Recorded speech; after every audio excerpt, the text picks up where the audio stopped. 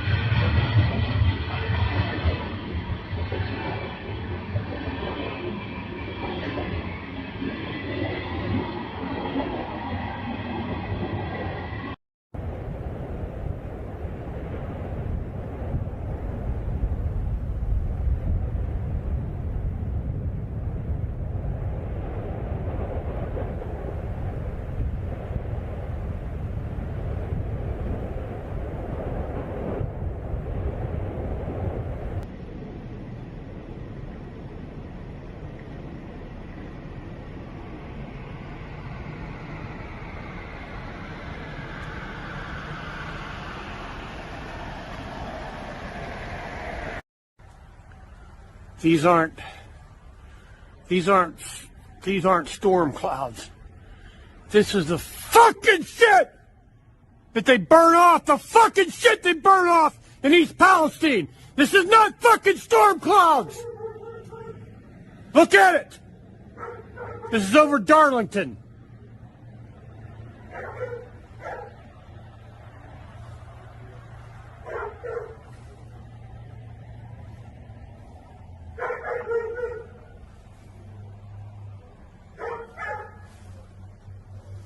This is their fucking success. That ain't no fucking storm cloud. That's the fucking shit from East Palestine. They're fucking controlled burn.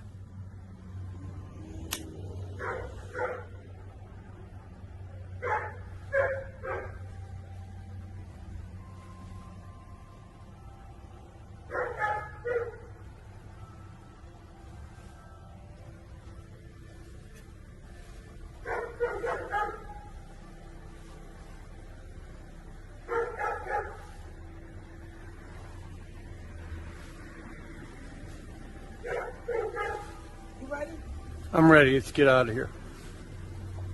I wish we could get the fuck out of here. Motherfuckers. You fucking greedy motherfuckers. Impatient bitches. You could have fucking waited. You could have fucking cooled the tanks. You could have transferred the contents. You didn't have to do this. You did it because of time and money. That's exactly why you did it.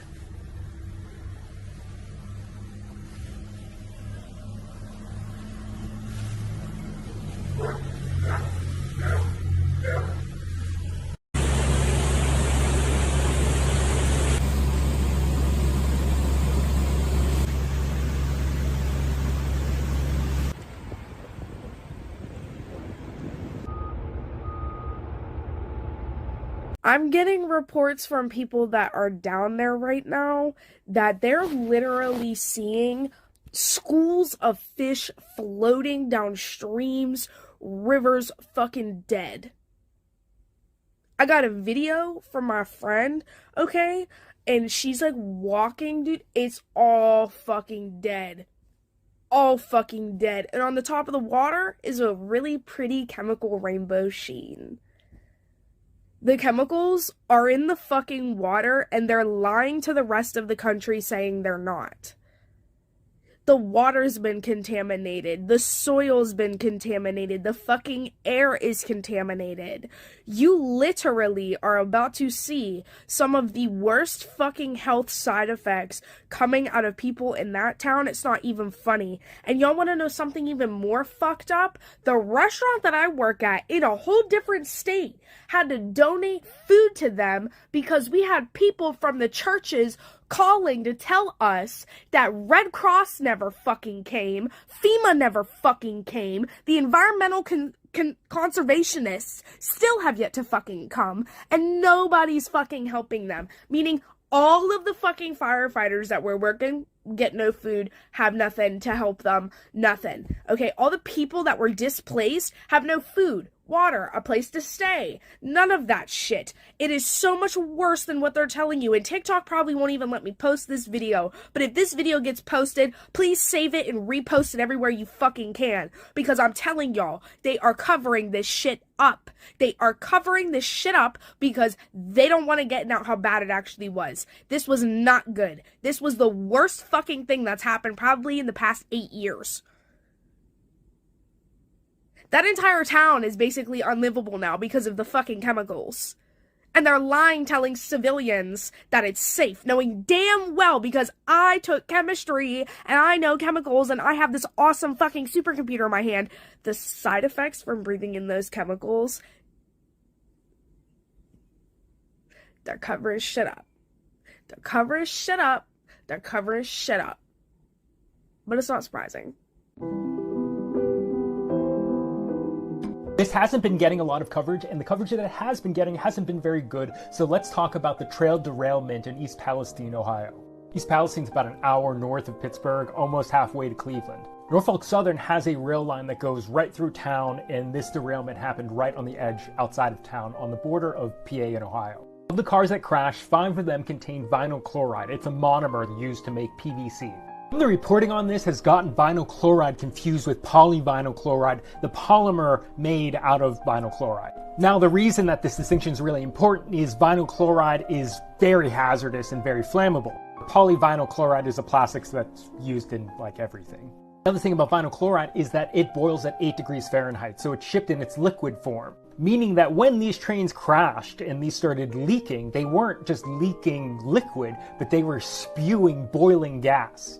So vinyl chloride is really toxic. OSHA has the permissible limit of how much you can be exposed to it during an 8-hour shift as a 1 ppm part per million, average over 8 hours. So prior to this, the biggest spill of this chemical was in New Jersey, where 1 train car and about 23,000 gallons of vinyl chloride were spilled, but it didn't catch on fire. Now, this crash in Ohio has 5 train cars. These kinds of tanker cars can carry between 25 and 33,000 gallons. Let's call it 250 to 250,000 pounds of vinyl chloride. That's per train car, 5 train cars. There's maybe 1 million pounds of this toxic chemical spilling into the ground and also boiling off into the air. But then it caught on fire. I think this is where the reporting is really bad because no one is mentioning what the byproduct of vinyl chloride burning is. Of the many byproducts of burning vinyl chloride, one of them is hydrogen chloride. Hydrogen chloride is really unstable and latches onto water, like just water vapor in the atmosphere, and that turns into hydrochloric acid. So right now, government officials from the railroad, both the governor of Pennsylvania and Ohio are calling burning off the 1 million pounds of this stuff a success, but not mentioning that it means that we have hundreds of thousands of pounds of acid in the air, potentially.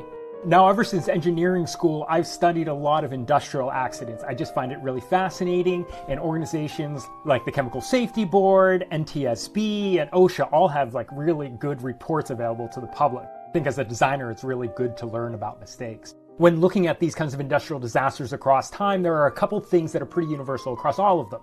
1, the responsible party, in this case, Norfolk Southern Railway, always plays down the reality of the situation. Politicians also just repeat the same lines, and then news outlets just repeat the same. So all we're hearing is the responsible party's word. How is this transition going to happen? I mean, I totally agree that the world order, the way it is built today, doesn't make any sense. That is not in line with the economic powers like India, Brazil, or Germany, that they don't have a massive role in the international order. But to me, the big question is, so how we are going to go through this transformation? It cannot be gradual. It has to be driven by a certain shock. By a certain shock. 剧毒化学品泄露，美国会是下一个切尔诺贝利吗？2月3日，俄亥俄州一辆运载有毒化学品的火车突然脱轨，引发火灾，毒云漫天。100英里外，鱼牛、狐狸大量死亡，宛如好莱坞灾难大片。20节涉事车厢中，5节装有易燃致癌物氯乙烯的车厢发生少量泄漏。为避免这成百上千吨毒气弹大范围扩散，当地政府把氯乙烯引入坑道，受控释放，上千居民紧急撤离，逃出毒圈。作为不折不扣的六边形恶魔，氯乙烯一战时曾被用作化学武器，高浓度下气味香甜，对人体肝脏、大脑、肺有极强的致癌。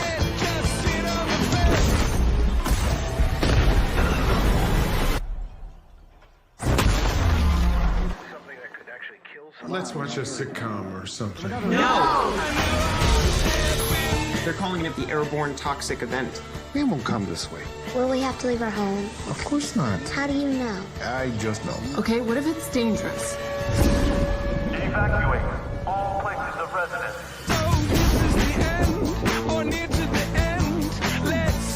We have a situation.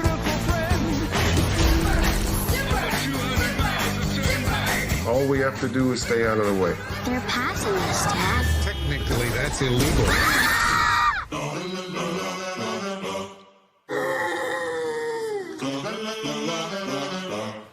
Do sheep have lashes? Ask your father. We're going sideways. Dad, do sheep have lashes? Doesn't anyone want to pay attention to what's actually happening? I wish there was something I could do. I wish I could outthink the problem. There are two kinds of people in the world: killers and dyers. Most of us are dyers. All right, there's a lot of people who think this train thing was sabotaged. There's a video you're looking at right now. It shows some fires, shitty stuff under the wheels.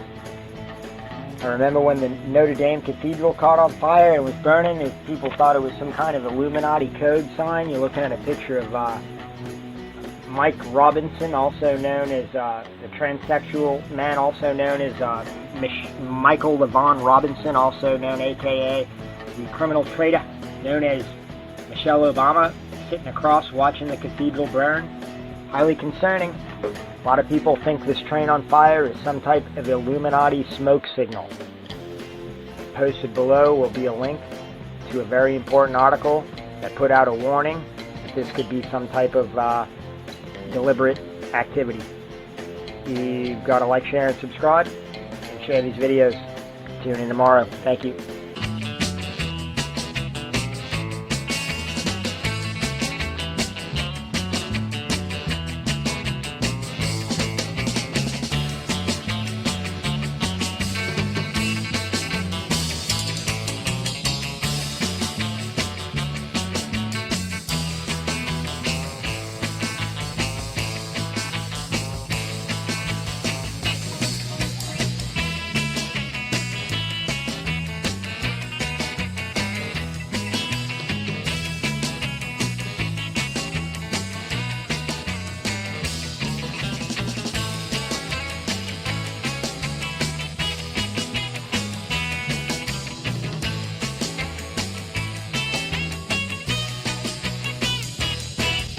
We now know 3 more chemicals that were on board the Norfolk Southern train that derailed here in East Palestine just over a week ago.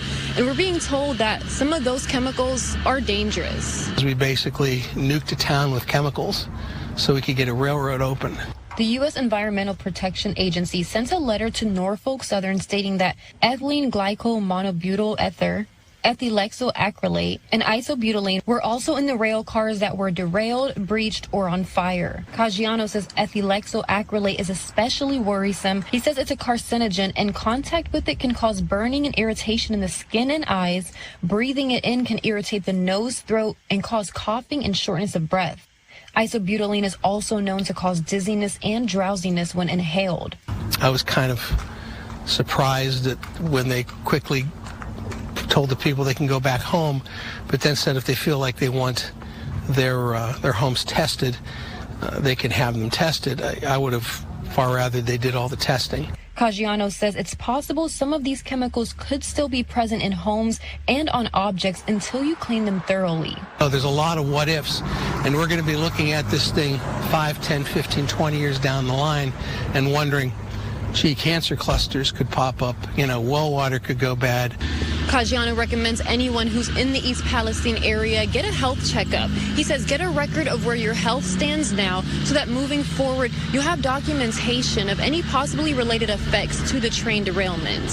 So did you hear about the mini Chernobyl that's happening in Ohio right now? Well, it is a lot worse than what's being reported. Very brief overview, an axle broke on a train and it derailed about 50 train cars. These cars were filled with vinyl chloride. Among many things, vinyl chloride is used to make plastics. It's a class 1 carcinogen, which means it is proven to cause cancer. It just gets crazier from here though. It was about to explode, and they decided to poke holes in it so it would release the gases into the air. The governor of Ohio ordered everyone to leave within a 1-mile radius. He said this is a matter of life and death and added that everyone was in grave danger. The people who didn't leave were arrested. But guess what? Even up to 10 miles away, animals are dying. Please save and share this. That is the best way to get this information out on this app. And watch this the whole way through because it gets worse. Even though North Lima is about 10 miles away from East Palestine, Amanda Brashear says when she went to let her dog out last night at about 10 o'clock, the smell made her eyes water.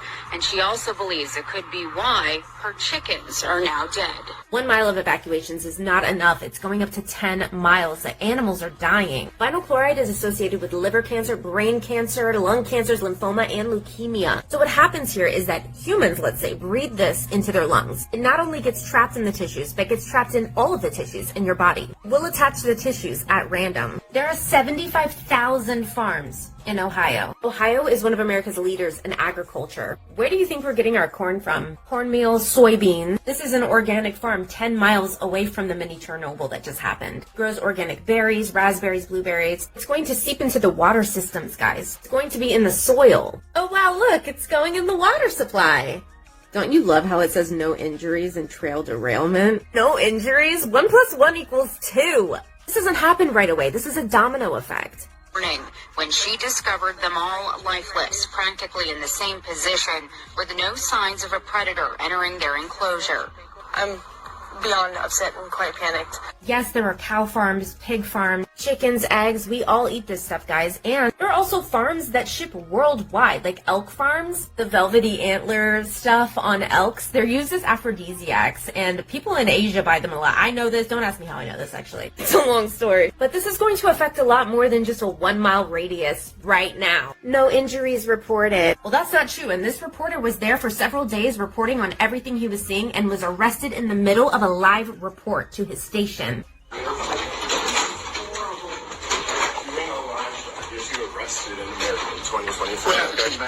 I got arrested because I was trying to do a live report about what people need to know. He's been here. It is so important that we get this information out there. Hold these companies, these governments accountable. We're all at risk. The public are warned to be on their guard.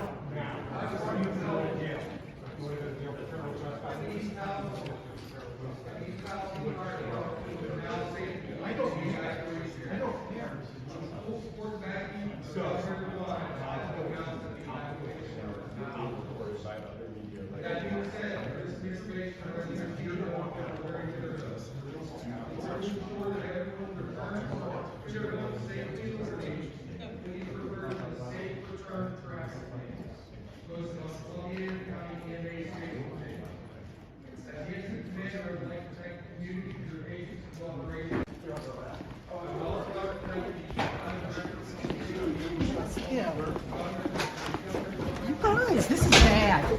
This is bad. Oh my God. You guys, this is bad. Stop. I am on the ground. Stop resisting. Stop this. Stop, y'all. Stop. She wouldn't get this. This is so bad. You guys get this. This is bad. Lay flat, please. You guys, he's a national correspondent. You cannot do this. I'm a reporter with News Nation, and it's all being recorded right now. I know it is. This is horrible. Because you can't talk to people about doing their jobs. Oh my God, I cannot believe this. This is horrible. This is what it's like to be a black reporter. in Evan, I'm so 2023. sorry. Evan, I'm sorry. Thank you, Sia. Roll over, sir. Can you please loosen this because We will. it hurts? Yeah, that one is a little tight, so we are Oh going my to God. Thank you very much. This is horrible. Can someone help me? Yeah, we're helping you. Evan, I'm sorry. Oh my Are you God. serious? This is horrible. Doing a live shot gets you arrested in there. What happened? I got arrested because I was trying to do a live report about what people need to know. And he's been here all week. He's been here all You week. can't do this to him. This is wrong.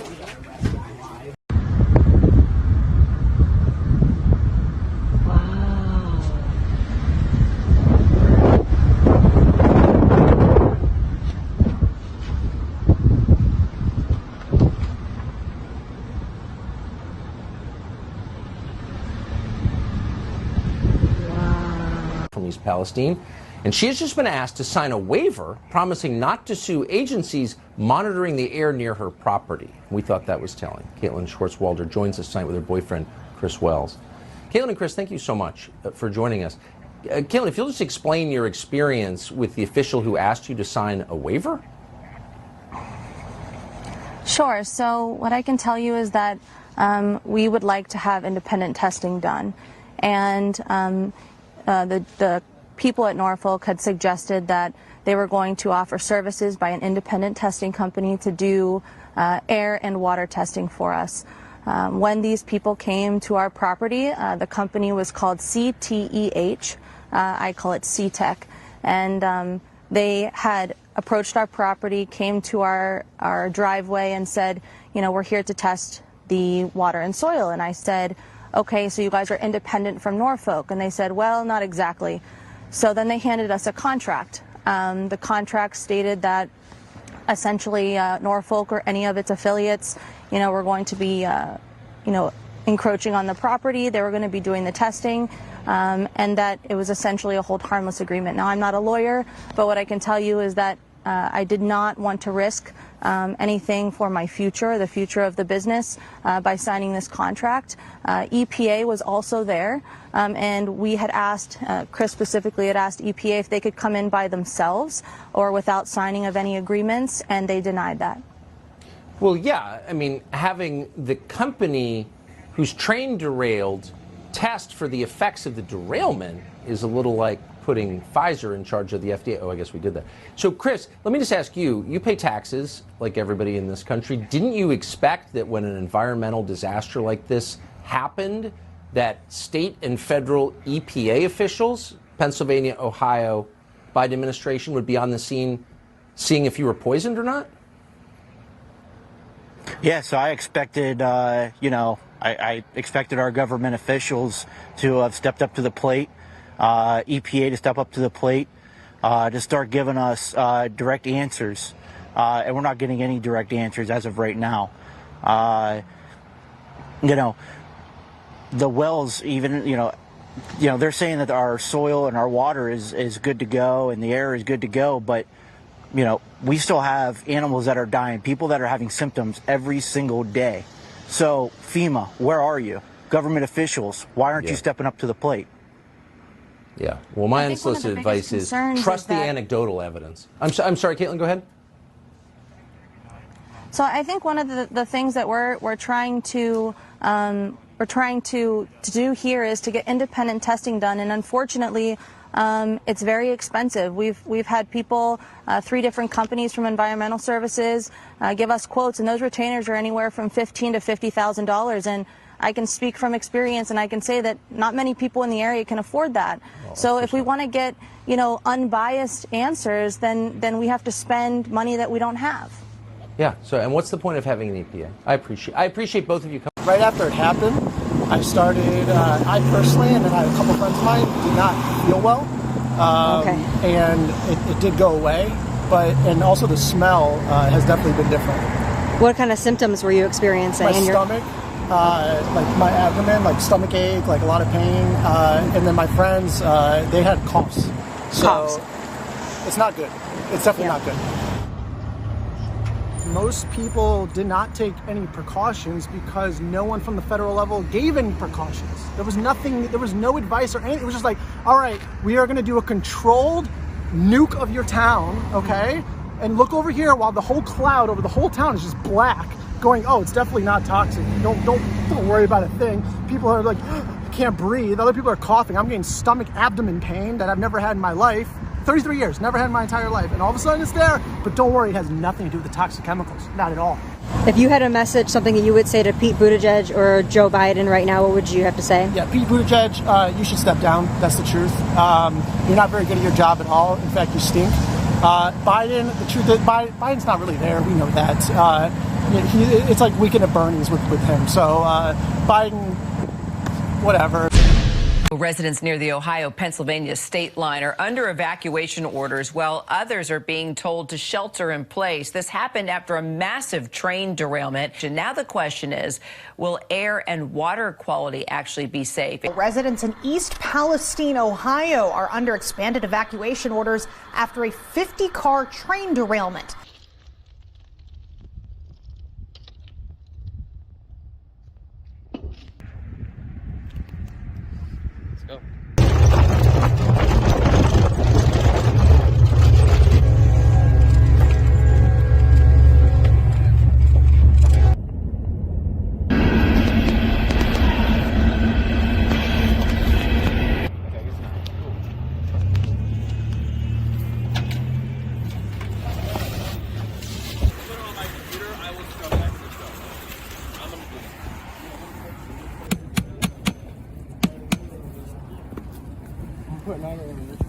Oh, guys, I didn't introduce you. Guys, listen up. This gentleman over here helping us out, this is Matt. He's with White Lives Matter. You want some water? We're handing out free water now. Yeah, pull on in.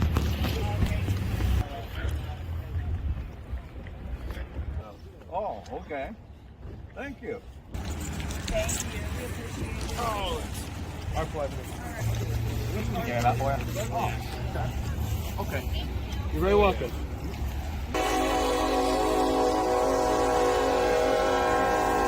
We're gonna get you a case too. Okay. If you know anyone that needs water, we're going to get some more. So okay, great. Let them know. Oh no, just put it in. Drop off the trunk and put it for you. Oh, does she want to? Right here. Thank you. Sorry for the. Yeah.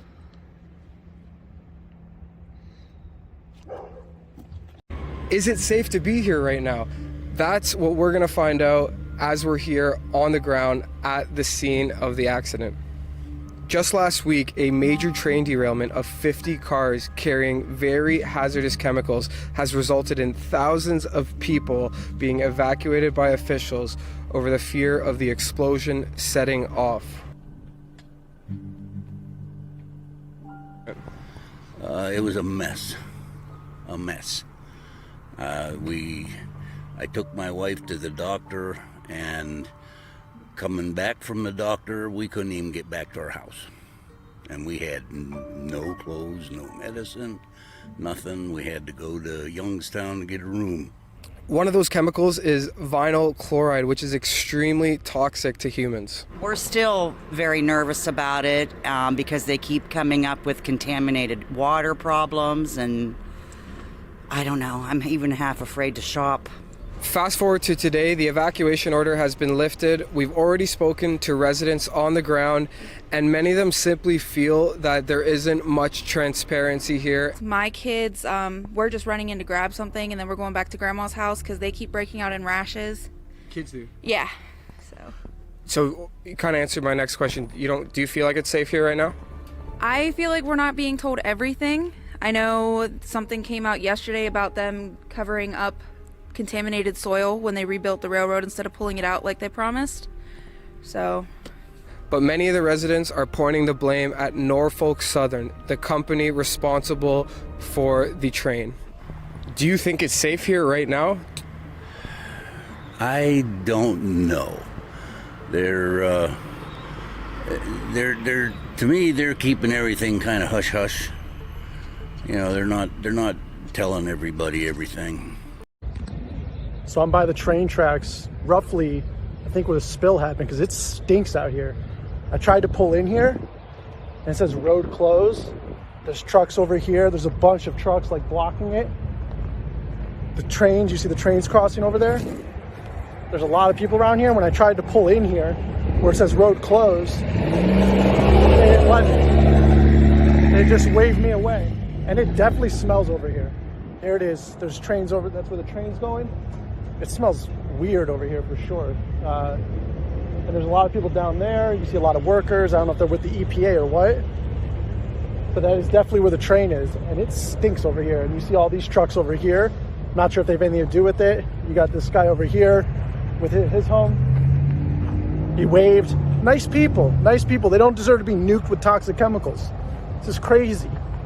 There should be so much outrage everywhere about this. It's absurd. And it stinks out here. Like, man, people just don't deserve to get nuked with toxic chemicals just because railroad companies make an error by not checking their trains to make sure they're safe. They go off, they derail, and then, oh, the only way we can get business back for our $55 billion business is for us to blow it up and just ruin a whole city of like 3,000 people. If there's something we should do like a give, send, go and get every house here of 2,000 houses, whatever it is, or for the whole city, like reverse osmosis water so that their next generation of people don't grow legs out of their head. Okay, that is what we should be doing. We should be raising money for that. How about that? Is that a good start? All right, I'm covering more in a little bit. So I walked up to the cage and this is what I found. Amanda Brashears was going to feed her 5 hens and rooster this morning when she discovered them all lifeless, practically in the same position, with no signs of a predator entering their enclosure. I'm beyond upset and quite panicked because they may be just chickens, but they're family. Brashears says her chickens were alive and well yesterday. She believes the smell following the detonation of the train carrying chemicals that derailed in East Palestine is to blame for her birds' sudden death. My video camera footage shows my chickens were perfectly fine before they started this burn. And as soon as they started the burn, my chickens slowed down and they died. If we can do this to chickens in one night, imagine what it's going to do to us in 20 years. Another thing that's exposed in all of this. Just to show you that it's a fraud, it's a scam, it's a grift.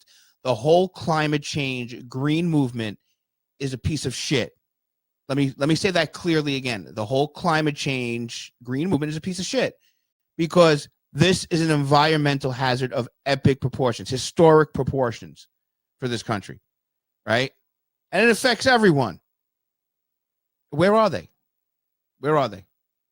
Where are they? 3 legacy media outlets have spent less than 30 combined minutes covering the Ohio train crash.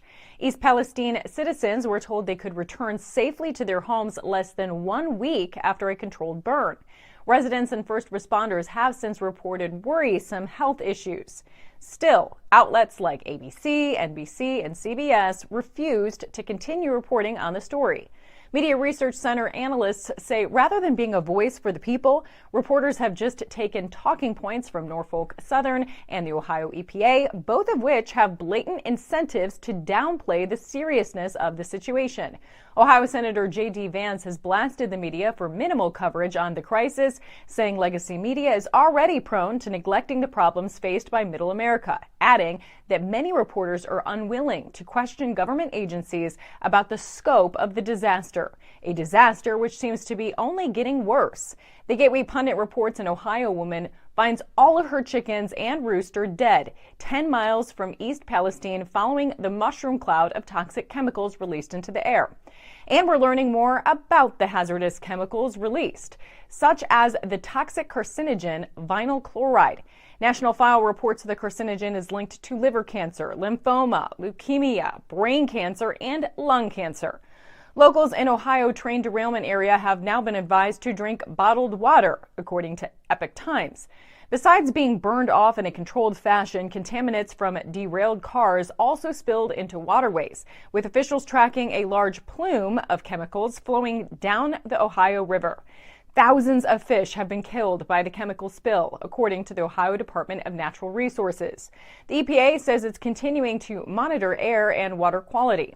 What all of this has served to do is getting us to talk less about Ukraine and apparently care less as well. This is Democracy Now!, democracynow.org, The War and Peace Report. I'm Amy Goodman with Juan Gonzalez as we turn to Ohio, where residents of East Palestine are living the real-life version of the Oscar-nominated Netflix movie some helped make when they were extras in that film.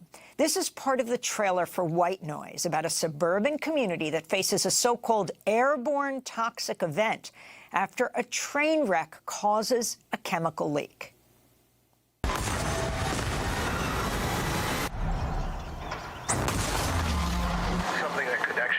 Let's watch a sitcom or something. No!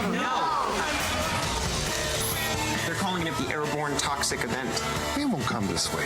Will we have to leave our home? Of course not. How do you know? I just know. Okay, what if it's dangerous? Evacuate all places of residence.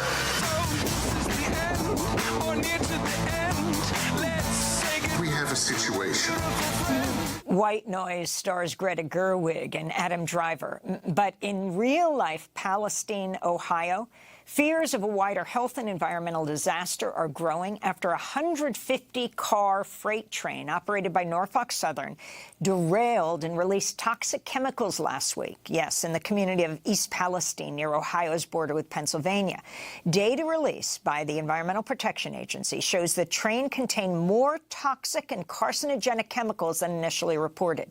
The EPA also said, quote, materials released during the derailment were observed and detected in samples from Sulphur Run, Leslie Run, Bull Creek, North Fork, Little Beaver Creek, and the Ohio River. The Ohio Department of Natural Resources estimates the spill killed more than 3,500 fish in surrounding waterways. Chickens have been found dead in their coops. Residents have reported sore throats, burning eyes, and respiratory problems. A controlled burn of the chemicals following the derailment sent a mushroom cloud of smoke and fire into the air that contained the toxic chemicals. Surveillance footage also shows the train on fire about 20 miles before it derailed with hazardous chemicals as it passed through Salem, Ohio. Officials lifted an evacuation order for residents Wednesday, saying the air and water are safe. For more, we're joined by three guests. Ross Gruters is with us, locomotive engineer, co-chair of Railroad Workers United. Julia Rock joins us, an investigative reporter with The Lever, who's been following the derailment in Ohio. Her piece is headlined, "There Will Be More Derailments and Rail Companies Block Safety Rules Before Ohio Derailment." But we begin with Emily Wright, a resident of Columbiana County in Ohio, a few miles from the derailment and explosion site in East Palestine. She's also the development director for River Valley Organizing, which is working with residents to call for justice-centered healing. Emily, can you describe the scene of what you're calling a chemically driven environmental nightmare? What does it look like, smell like? Describe what happened when the train derailed and how you learned about how you had to protect yourself. Good morning. Thanks for having me on. One of the things that I really want people to know is that this event has kind of three parts. So Friday night, we had the derailment around 9 p.m. in between 9 and 10. And residents that were right at the site, were evacuated. Then the next day, they evacuated more people on Saturday because it was still burning. And at this time, we didn't know what was on the cars. We heard maybe it was vinyl chloride, maybe it was 10 cars, maybe it was 5. We really didn't have a great picture of what was, on the train. So we were told that if you were outside of that mile zone, you're okay. I live a few short miles. I think on the tracks, there's 5 miles in between where I'm at and where the derailment was. And, you should be okay. And they kept saying the same thing over and over again on the media and in the press conferences. There's no toxins in the air. There's no toxins. Don't worry. Sunday night, we got an alert on our phone that there had been an additional explosion and that the fire was out of control again, which it never really was in control. We have pictures and videos that timestamp clear through that show it was burning. And to just be aware, like there was really no evacuation for us, just people that were a little bit further out from the radius. They were concerned on Monday morning that we were going to have an explosion. I will give everybody, this much, that the explosion could have been much, much worse. So they announced to everybody that they were going to do a controlled release. And I'm using air quotes when I say controlled. So they were supposed to do it at 3:30. My daughter was going to be on the bus route at that time. I already was experiencing symptoms of, I have asthma, so I was having shortness of breath already, and was concerned, from that burn, I already had irritation. But when they did the release, they were supposed to do it at 3:30 p.m. They announced on a huge, press conference. Mike DeWine was there. All of a sudden, they stopped the press conference. They evacuated DeWine. We work with a lot of, we're nonpartisan, nonprofit. So we work with a lot of, both sides of the aisle, politicians, and had, got confirmation that he had been rushed out of there. The media was given 5 minutes to get out, that they were pretty sure an explosion was imminent. So they did not do the burn at 3:30. I can't tell you why. They did it 2 hours later. The problem is we had forecasted high wind gusts up to 45 miles an hour. We get a lot of wind in our area. The hills usually break it up, but it was announced that it was going to be very windy. So what they wanted to do was let it off earlier so the cloud would go. I'm sorry, 1 second, my voice. So the cloud would go straight up. It wouldn't span out. So they let it off late, and instead the winds caught it. It went over 4 counties, 4 to 5 counties in 2 states, actually 3, because the panhandle of West Virginia was also affected. So we have Ohio, Pennsylvania, West Virginia, all affected by this huge mushroom cloud. You've all seen the pictures, I'm sure. We started in my home, being just a few short miles away, experiencing nausea. Sorry to be explicit, but diarrhea. My father has bilateral asbestosis from working in the mill. So these industries are killing us in more than one way. And he could not breathe well. And, I wanted to evacuate. We had family that was telling us to come, but then there was this massive shelter in place order put down. Do not be out if you don't have to, shelter in place. In the same breath, we're hearing on a press conference and on the news, this is out of an extreme abundance of caution. There's no toxins. There's no toxins. There's no toxins. There's no toxins. That's all we kept hearing. But the only thing I really want to highlight, and I'm sorry if I'm going on too much, is what we found out through the org. We've been on the ground talking with people. We're actually investing. Our offices are in East Liverpool, Ohio, which is just a little bit south of East Palestine. But we have a lot of members of our org that live like me in and around East Palestine. So we've invested in the community and are bringing on a couple organizers that are right outside the front door of the derailment, to work with people. Because from day one, we've been fed what wasn't the truth. And now we find out with this EPA report that, over 10,000 gallons of oil went into the ground, that the vinyl chloride was like double what we thought, and there was diethylene glycol, and there's other chemicals. Norfolk Southern, from what the EPA says, did not report this to the EPA in a timely manner. So we know this is. Well, Emily, I'd like to, Emily, if I can, I'd like to bring in Ross Gruters as a locomotive engineer and co-chair of Railroad Workers United. Ross, your reaction to this derailment and fire, also this report that the fire had actually started before the derailment. What is the normal procedure that is supposed to occur in situations like this, and what your assessment of this crisis is at this moment? Yeah, thank you, Juan. None of this really comes as a surprise. There's deep systemic issues. You talk about the normal response to an event like this. This isn't a normal event. And we really haven't seen anything like it in the United States, and probably not something like it since 2013, as you know, when we had the Quebec train derailment and explosion in Lac Mégantic. There are deep systemic problems with the freight railroads right now, and those need to be addressed for us to have some sort of a normal response to events like this.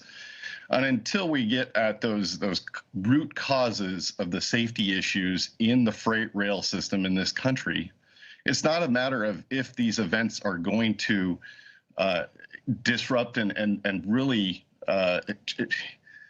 just what the people of East Palestine are going through is just, it's heart-wrenching. That's going to occur again. It's just a matter of when and where. And what are some of the things that need to be addressed? Well, at the root of it all is really cutbacks to staffing. You have companies that are making obscene amounts of money, and they're doing so by adopting operating policies. There's a whole system for this called precision scheduled railroading that is just designed to maximize profits. And what that means is you're cutting to the bone the amount of people doing the job. So you have fewer people doing a lot more work faster. You have across the board cutbacks on the maintenance of cars, on the maintenance of locomotives, on the maintenance of track. This is critical infrastructure. And those things are being done in many cases by skeleton crews or outsourced to subcontractors. And then you have increasingly long and heavy trains like the one we saw here, where these trains have a greater propensity to derail. They're going to derail more frequently because they are longer and heavier. And then lastly, you have the railroads themselves who are fighting any kind of regulation, whether it be train control systems that help manage the signal system or the lobbying efforts that we saw to kill electronic braking, which can make for safer operations and a quicker stop should a derailment like this occur. You know, we're going to go to Julia Rock in a minute, the reporter who's covering this for The Lever, but I wanted to give Emily 30 seconds as you sit there, sometimes coughing, dealing with, and by the way, I can only say I think about Juan, his reporting after 9/11. You're talking about the EPA at the time, Christine Todd Whitman, the former governor of New Jersey, saying that after 9/11 attacks, the air was fine, and Juan's reporting led, exposing the lie of that, to the Daily News winning a Pulitzer Prize. So, Emily, your last 30 seconds on Democracy Now! Right now, what do you think is most important for people to understand? Okay, the most important thing is that this is not a conspiracy theory. This is standard operating procedure for Norfolk Southern. They have 70 million in safety violations since 2000, and they have 21 million in environmental, just in environmental. 25 million Americans live on an oil train blast zone, 25 million Americans. This is in the poorest parts of America, going from Conway, Illinois to Pennsylvania, cutting through Appalachia. You know, they continue to do, you know, safety issues, lower safety concerns, not worry about us because we are the people that historically cannot fight back.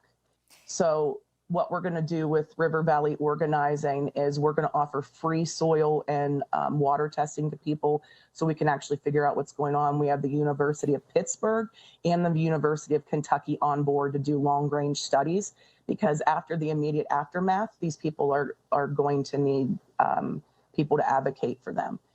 And, you know, like 10 I said, seconds. I have several family members that have cancer or asthma or COPD from these industries. And we really need them to stop killing us. And we told them 10 years ago, we told the EPA that bomb trains, this was going to happen. We had several collaborative organizations appeal to the EPA and it happened.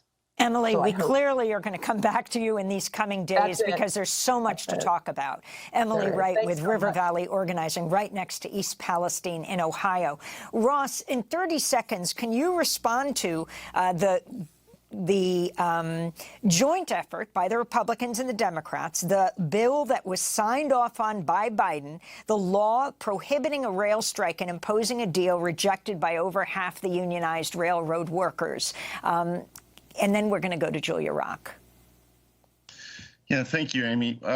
Railroad workers have been fighting through the contract negotiation process for relief from the conditions which are very stressful and very demanding and have been exacerbated by precision scheduled railroading and the corporate greed. We've been trying to get relief from that. That would certainly help us in responding to and better managing our jobs to ensure that this doesn't happen.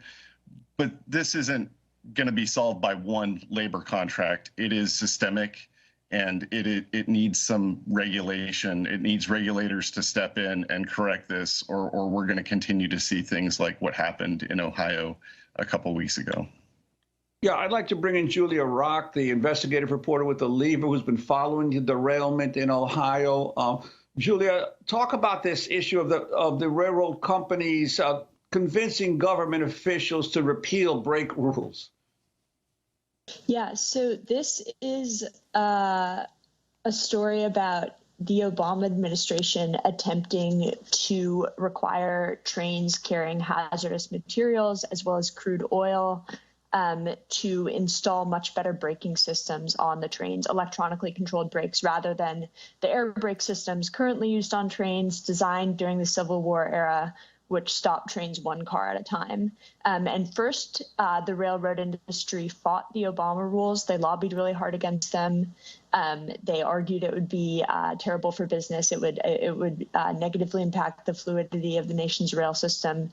And then when Trump came into office, they turned around and pushed for Trump to repeal the brake rules that the Obama administration had enacted, which he did. So we're talking about rules that went back to the Civil War. They haven't been updated? So the brakes currently on America's freight trains are air brakes, which function by stopping train cars one at a time using pressure that travels along a pipe along the train. And that is a brake system that was designed in 1868. Astounding. You have 10 seconds for a final comment about what people should understand about East Palestine right now. So, yeah, this is the result of efforts by the railroad industry to ensure that they do not have to retrofit trains carrying hazardous materials and crude oil with safety features. Well, we want to thank you so much for being with us, Julia Rock of The Lever, Ross Gruters, locomotive engineer and co-chair of Railroad Workers United, and Emily Wright of River Valley Organizing. All been carefully tagged. This is the Beaver Creek watershed in regards to the East Palestine train crash. This sample I'm looking at today is from By Road. This is probably within about 2 to 3 miles of the train crash. This is the closest water that I was able to gather outside of the containment zone. Here on the right side, we have Little Beaver Creek. This is upstream from Beaver Creek before North Fork joins in. So this will be my clean sample of what our water should be. If you take a look at these two containers side by side, you can already see that the one on the left here is not only misty, it has almost the appearance of like a chilled alcohol, versus this one on the right that you can see entirely through. That just looks like standard water and plastic. We already have some strips done, but I'm going to go ahead and show you 2 more. I want to record this in a continuous video so that there is no questionable doubt. This is a new strip picked at random. Dirty water. We're going to put it in the contaminated water, shake it to make sure that we get all the air bubbles out. This strip will go on the left side with the rest of the contaminated strips. The nice thing is that those ones have been cooking, so we have plenty of time to wait to see the results. This is clean water from Beaver Creek. This is what should be in our waterway. This is what our fish should be swimming in. Same test. So now if you look at all of my results here, On the left side, we have the contaminated water, in which you can see it is bleaching all of the color out of these squares, not so much actually changing what color they are, versus the right side. Look at how picture perfect these strips look. You can see that there is obviously something in this water in large quantity that is being hidden. Just go back to taking a look at these two containers and you decide.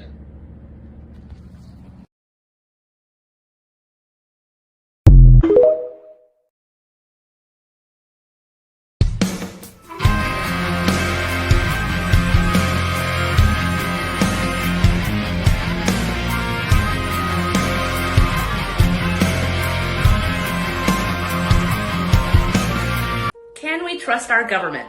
To answer that question, we're going to look at Ohio. And if you haven't heard about what's going on in Ohio, you're going to prove my point. Less than a week ago, a train carrying highly combustible materials crashed and all the chemicals spilled out. The National Guard had to step in and do a controlled burn of these chemicals so that there wouldn't be a major explosion, which produced this toxic mushroom cloud over Ohio. And this is slowly heading eastward towards New York City and Pennsylvania. The city had to be evacuated, but they've told residents it's okay to go back into your homes, even though residents are reporting dead fish in the rivers and dead animals, dead livestock, all of that. Vinyl chloride, the stuff that was on the train, is a highly corrosive, highly combustible, and cancer-causing liquid that when burned create fumes that have the ability to be absorbed into the soil and local water supply. And the Ohio River is a giant water supply for 6 surrounding states. This is one of the biggest ecological disasters of our history. So why aren't we hearing about it? Buckle up. The train company, the corporation responsible for this, they were warned that this could happen. That company is Norfolk Southern. You may remember them from the railroaders strike. You know, the one where the railroaders asked for better safety conditions and upgraded infrastructure and sick leave. And then our president stepped in and said, no, that company. Oh, but don't worry, they've offered $25,000 to help with disaster relief, or roughly $5 per resident, while the damages are estimated to be upwards of $500 million, and that's the small end. The thing is, guys, the government was warned that this could happen. Railroaders themselves went on strike because they knew that this could happen. And now that it has happened, the government is not doing what they need to do. The National Guard even assaulted a reporter who was reporting on this. And the governor has told people to go back to their homes. Guys, it's not safe to be in your homes right now. It's not safe to go back. The people in this town are going to be dealing with lifelong health complications because of this, if not people in the surrounding states. Like I said, the soil is contaminated. The water is contaminated. And this corrosive chemical is also flammable. So you have flammable water in your showers, in your sinks that you're drinking. We probably won't know the true extent of this disaster for 10, 20 years, but it's not good. So can we trust the government? Thanks to lobbying? No. The government gets big paychecks from companies like Norfolk Southern and from our media conglomerates, which is why we're not hearing about this. And the train company and the media and the government, they all hope that we forget about this soon enough and go on with our lives like we forgot about Flint, Michigan. You can't trust the government.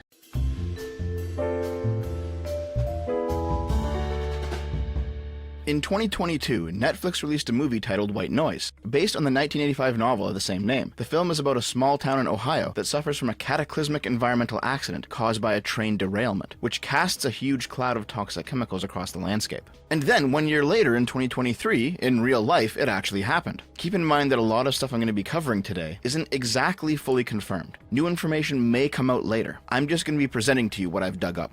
On February 3rd, 2023, a train owned by the Norfolk Southern Corporation derailed in the town of East Palestine, Ohio. Nobody was hurt in the initial event, but approximately 50 of the 141 cars came off the tracks, with 20 of them containing hazardous chemicals, 14 of them specifically containing vinyl chloride. Initial reporting of the event by the legacy media downplayed the possible danger of chemical contamination, instead opting to focus on how quickly Norfolk Southern managed to get services up and running again. Nonetheless, the Environmental Protection Agency was on the scene, monitoring the air and water. By February 5th, authorities noticed a temperature change in one of the cars and believed that an explosion was imminent in the next few days. Ohio Governor Mike DeWine ordered an evacuation of the area, and the next day, February 6th, the remaining 5 tanks of vinyl chloride underwent a controlled release and burn. This does mean that the chemicals were burnt and expelled into the atmosphere, but it was meant to prevent an even larger disaster of an uncontrolled explosion. However, there was a problem. Here's the projected contamination map of the town. It turns out the actual contamination was significantly wider, like 3 states and parts of southern Canada wider. By February 7th, meteorologists had noticed that a weather phenomenon known as an inversion layer had trapped the chemicals, preventing them from dispersing. Normally, air temperature decreases as altitude increases, but sometimes, due to natural weather cycles, warmer air is held above cooler air. This is what causes smog to linger in a city sometimes, for example. When an inversion layer is finally broken due to shifting pressure, it often results in a thunderstorm. Kind of like how in summer it's often really muggy, and then after you get a day of rain, it's hot and dry afterward. Basically, inversions are completely normal and common, but in East Palestine, it had catastrophic consequences. The dark clouds of vinyl chloride and other chemicals were trapped lower to the ground and more concentrated than they should have been. We're now over a week after the burn, and the chemical cloud continues to linger, covering areas within Ohio, Pennsylvania, and West Virginia, with minor amounts being detected as far as Detroit and Toronto as the weather pushes the cloud north. That being said, it also has significantly diminished over time. The EPA recorded an increase in volatile organic compounds in the air, as well as an increase in particulate matter, across February 7th and 8th. Norfolk Southern also began cleanup operations of affected water and soil. The EPA lifted the evacuation order on February 9th, claiming that the air inside the evacuation zone had returned to normal levels, and that the drinking water was tested to be safe. The EPA only found contamination within that initial zone east of town. Furthermore, 210 homes have been tested at the request of residents by both Norfolk and the EPA, and all tests have come back negative. However, people on the ground aren't convinced. There are reports coming from residents in the town, with photo and video, all showing the same thing. Lots of dead fish and frogs in the creeks around town. Waterways layered with a strange, white, foam-like chemical. Reports of both pets and livestock suffering serious illness or death after remaining outside for a period of time, as well as a strange taste and smell in the air. Residents are also noticing these trucks driving around handling these incidents, from a company called EnviroScience, which specializes in time-sensitive environmental cleanup. Now, it's not like there's anything shady about Ohio employing companies like EnviroScience. That's exactly what you'd want to see happen. But it does make the claim of everything's fine here, there's no contamination, ring a little bit hollow from a layman's perspective. Plus, the fact that the EPA said there's no contamination, go home, while at the same time, the Ohio Department of Health's director urged people with private wells to have that water tested. We have strongly encouraged all of those people on private wells to get their wells tested, and that will be done at no cost to them. This is something that is part of the remediation, and it's very important for the reasons I just described. Now, it's obvious to me that the reason owners of private water sources are being asked to get them tested is because the government can't test everything unprompted. But to your average person, it's understandable why they'd have some reservations when the official messaging doesn't seem to line up with their own experiences. By February 14th, we had learned that significantly more chemicals had been spilled by the disaster than was initially estimated. Towns outside the evacuation zone began to experience the same smells and tastes in the air. And local waterways that feed into the Ohio River, which remember feeds into the Mississippi River, have confirmed to be contaminated. The EPA claims that despite these dramatic reports from local people, they haven't noticed a significant rise in the numbers of dead fish, and their containment efforts have kept most of the pollution out of the Ohio River, keeping it within the local watershed. However, News on the Ground interviewed a local firefighter and hazardous materials specialist who believes that the whole thing has been handled improperly. We basically nuked the town with chemicals so we could get a railroad open. The U.S. Environmental Protection Agency sent a letter to Norfolk Southern stating that ethylene glycol monobutyl ether, ethylexoacrylate, and isobutylene were also in the rail cars that were derailed, breached, or on fire. Caggiano says ethylexoacrylate is especially worrisome. He says it's a carcinogen, and contact with it can cause burning and irritation in the skin and eyes. Breathing it in can irritate the nose, throat, and cause coughing and shortness of breath. Isobutylene is also known to cause dizziness and drowsiness when inhaled. I was kind of surprised that when they quickly told the people they can go back home, but then said if they feel like they want their homes tested, they can have them tested. I would have far rather they did all the testing. Caggiano says it's possible some of these chemicals could still be present in homes and on objects until you clean them thoroughly. There's a lot of what ifs, and we're going to be looking at this thing 5, 10, 15, 20 years down the line and wondering, gee, cancer clusters could pop up, well water could go bad. Here's a quick rundown on the dangers of these chemicals. Exposure to the main chemical, vinyl chloride, seems to be quite awful. Brief exposure of 300 parts per million causes liver damage in humans. An experiment that exposed rats to 250 parts per million for 4 hours resulted in liver cancer. OSHA defines the permissible exposure limit for vinyl chloride to be 1 part per million for 8 hours a day, and 5 parts per million is only permissible for 15 minutes a day. We don't know the exposure level of vinyl chloride in the area yet, but the EPA is claiming it's not above 1 part per million. The choice to burn the vinyl chloride was initially a good one. It would have allowed the chemical to rise into the air and dilute, if not held in place by an induction layer. And it's not like they could have helped the weather because the tanks were about to blow anyway. There's nothing else they could do. But more importantly, burning vinyl chloride turns it into 2 other compounds, CO2 and hydrogen chloride. We all know what CO2 is. We breathe it out and it's also a common greenhouse gas. But hydrogen chloride is tricky. It's dangerous at high levels on its own, but the worst danger in this scenario is when it comes into contact with water, it turns into hydrochloric acid. This is the chemical that your stomach digests food with, and at high enough concentrations, it can dissolve stone and metal. If the EPA is wrong and there actually is more dead wildlife and pets and livestock than usual, it's entirely possible it's going to be because of hydrogen chloride reacting with water in the river, killing the fish and frogs, and reacting with water in or on plants, killing animals who come into contact with it. There is at least one report of somebody who drove through a rainstorm in the affected area and claimed that the water eroded part of their car. Now, there are some kooks out there who are claiming that this whole thing is deliberate, that Biden is dragging his feet to help Ohio because the affected areas heavily voted for Trump. That's a fun conspiracy theory, but there's no proof of it. It's the same thing that leftoids accused George Bush of with regards to Hurricane Katrina relief, though, so I guess what goes around comes around. There's also people saying that the affected area is one of the few locations that Vanguard, BlackRock, and JP Morgan hasn't been able to take control of the land yet, so this is a plan by the New World Order to make the area uninhabitable, to advance the Great Reset and the new normal. But again, there's no proof of that either. And there likely never will be, because that's some insane tinfoil hat bullshit. Part of the conspiracy theory surrounding this whole event stemmed from the fact that a journalist was arrested for reporting on it on the ground in Ohio. This made the rounds on rightoid Twitter, fueling the conspiracy further that the left-wing federal government was more than happy to suppress this story and let the people of the heartland burn to death in acid rain or something. But again, that's not the full story. What actually happened was Evan Lambert, a reporter for News Nation, was arrested during a press conference because he disrupted it by arguing. Continue to go. Now. Go. Now. Or you can go to jail. Sir. You want to go to jail for criminal trespassing? Do you want to go to jail for criminal trespassing? Do you understand? You know how quickly our lawyers will get me out? I don't care. Sir, can we I don't talk? care. Just talk outside. Let's talk outside. Go. Just talk outside. Come out the doors. Out the doors. Out the doors. By other media right here. I'm going to listen. I don't care. You're going to walk out the door. I'm going to listen. You're going to walk out the door. Touch mine out, sir. You're going to walk out the door, or you're going to jail. Excuse me, sir. I'm the building supervisor here. Please leave. There you have it. You're going to stand outside. You are. Or you're going to jail. Let's go. Let's go. Come on, out. Out. Out the door. Out the door. Yeah. You're under arrest. Under arrest. Excuse me, sir. Oh, sir.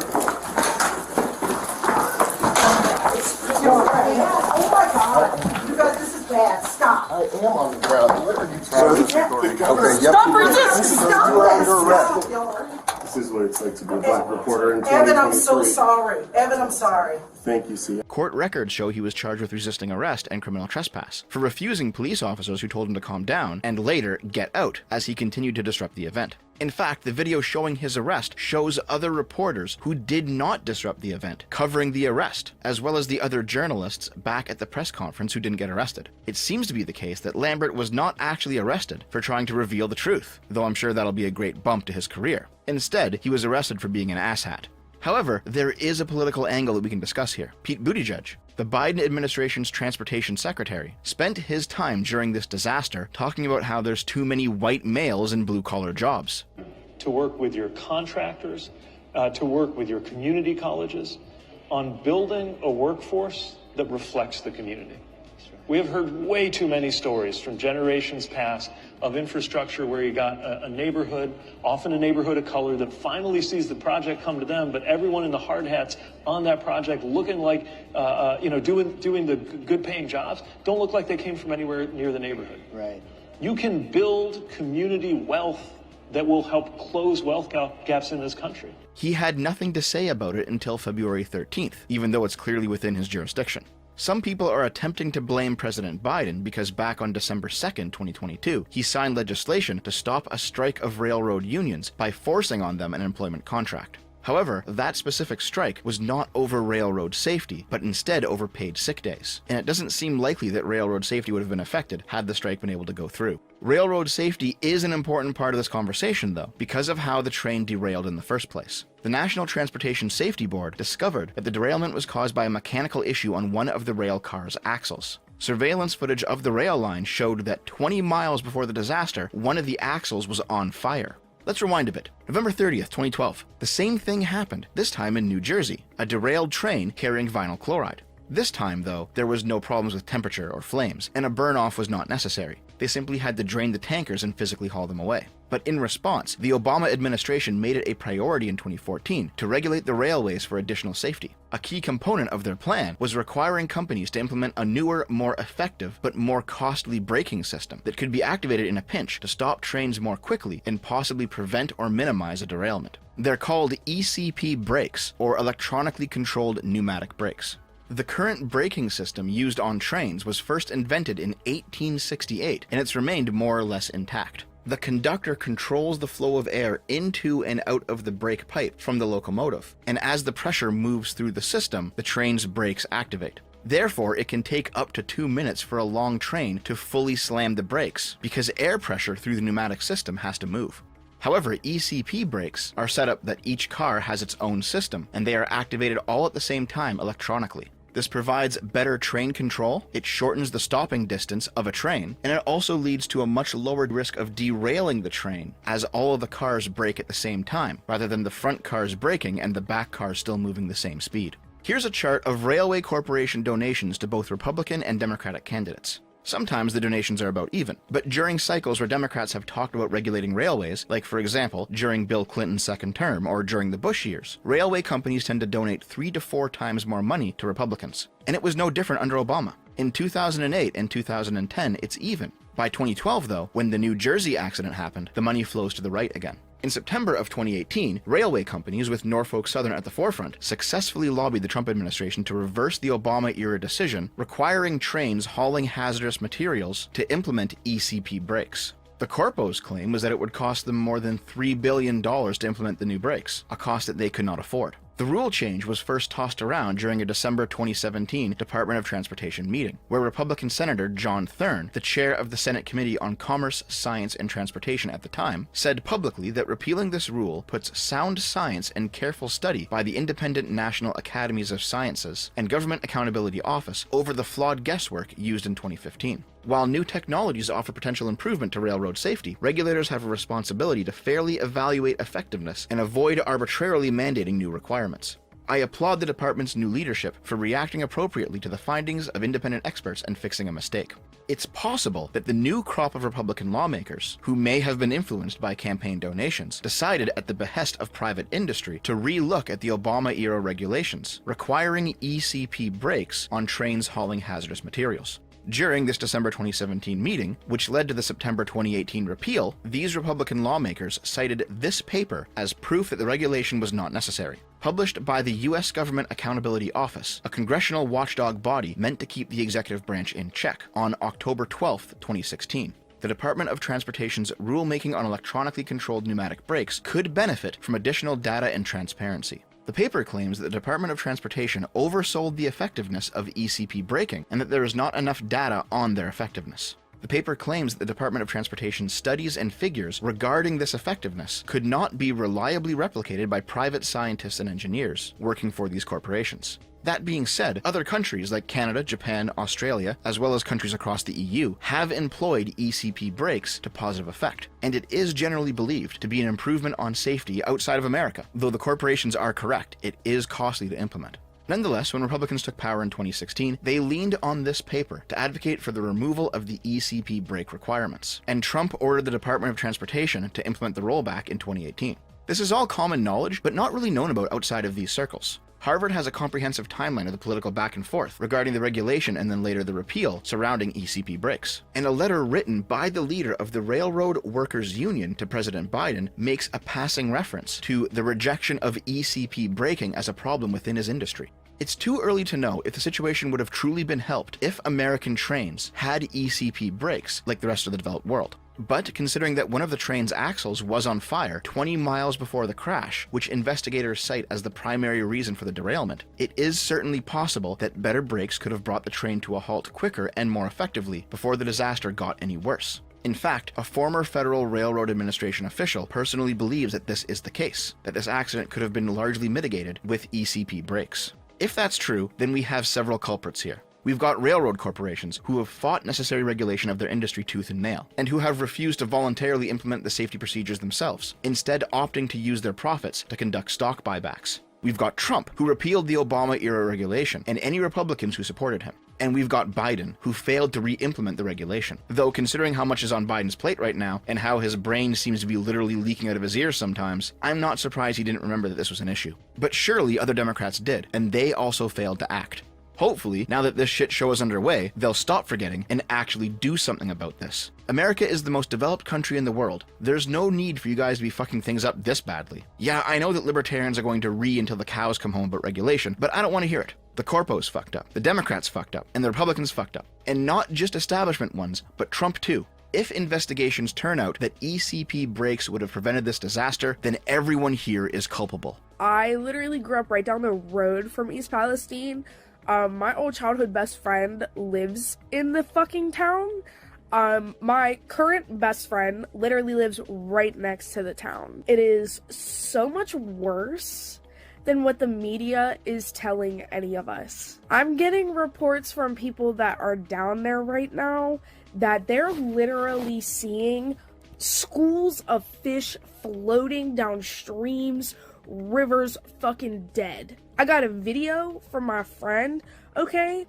And she's like walking, dude, it's all fucking dead. All fucking dead. And on the top of the water is a really pretty chemical rainbow sheen. The chemicals are in the fucking water and they're lying to the rest of the country saying they're not. The water's been contaminated. The soil's been contaminated. The fucking air is contaminated.